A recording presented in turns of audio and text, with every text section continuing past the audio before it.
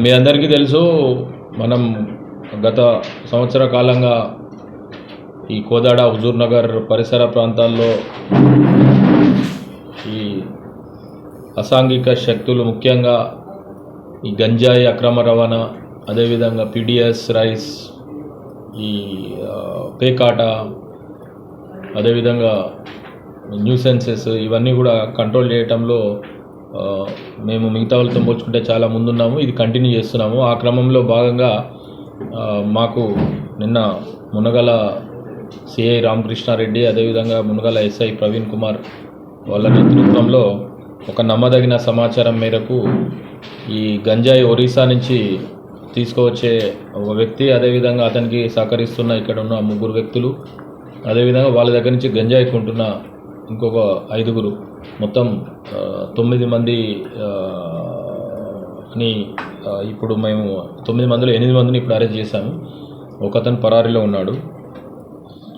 దీని పూర్వపురలు ఏంటంటే, ఈ నిన్న మధ్యాహ్నం 12 గంటల ప్రాంతంలో ఈ SI Munagala and CI Munagala వాళ్ళు వచ్చిన సమాచారం మేరకు నిన్న ఎస్ఐ పోయి అక్కడ మాటు వేసి వీళ్ళని పట్టుకోవడం జరిగింది. ఇందులో ఈ సీతారాం పంగి అని చెప్పి 34 సంవత్సరాలు, ఇతను మల్కనగిరి జిల్లా చిత్రకొండ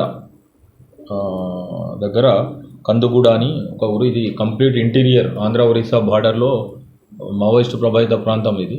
సో అక్కడ దీన్ని ఆసరాగా చేసుకొని, మీకు అందరికీ తెలుసు, మనకు ఆంధ్ర ఒరిస్సా ప్రాంతంలోనే గంజాయి అక్రమంగా పండిస్తున్నారు.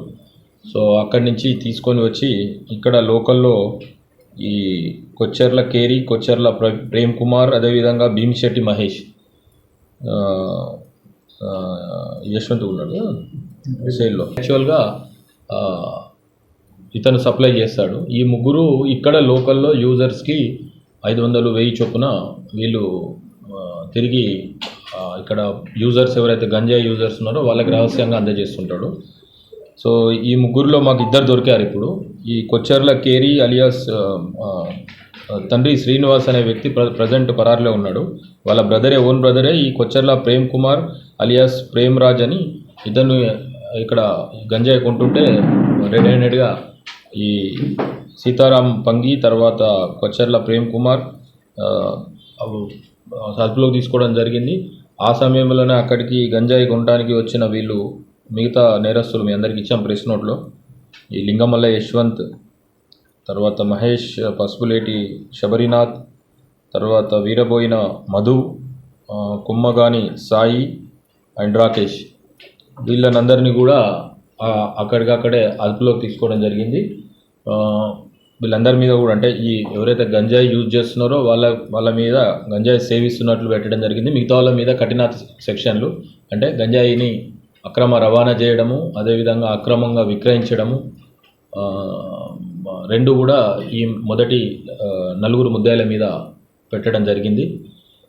వీళ్ళందరినీ కూడా ఇప్పుడు అరెస్ట్ చేసి కోర్టుకు తరలించడం జరుగుతుంది. ఈ సందర్భంగా మరొక మారు నేను అందరికీ తెలియజేస్తున్నా, ఇక్కడ గంజాయి అనే పదము ఎవరు ఉచ్చరించడానికి కూడా లేకుండా మేము అన్ని రకాల చర్యలు తీసుకుంటున్నాము. అయితే ఇక్కడ ఒక బూచి చూపెడుతున్నారు, ముఖ్యంగా మీడియా మిత్రులు కూడా.